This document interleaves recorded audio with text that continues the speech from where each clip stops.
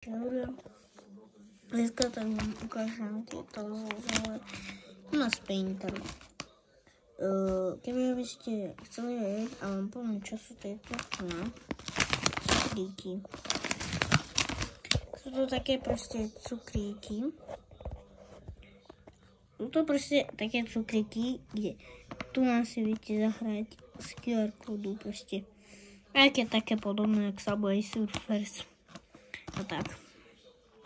Toto, ten cukrík, čo mi keď chutí maliny, urobí modrý jazyk.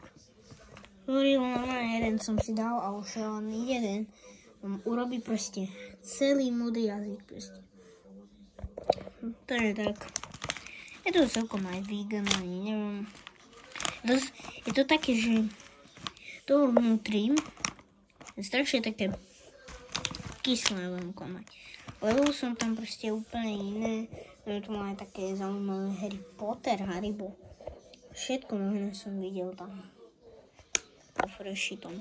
Videl som týchto Painter a proste ešte také klasické a potom ešte také keby v Coca-Cole akože príchuť.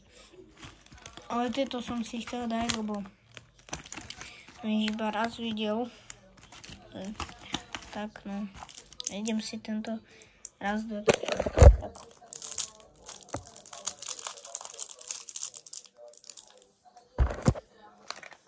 Dal som si to.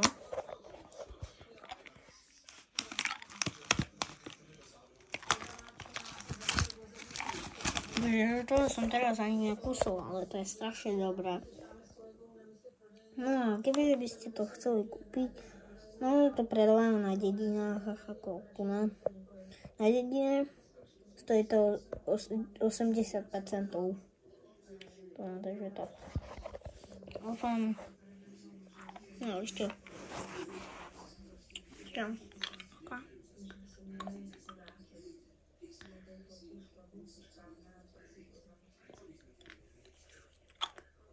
Ešte to vnútri ochutnávka.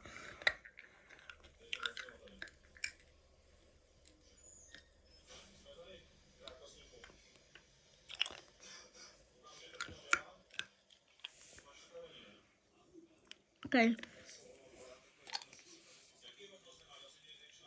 trošku to je taký jeden prášok z Chupa Chups, vnútri ten prášok. Dosť podobne chutí jak ten Crazy Dip Chupa Chups. No tak.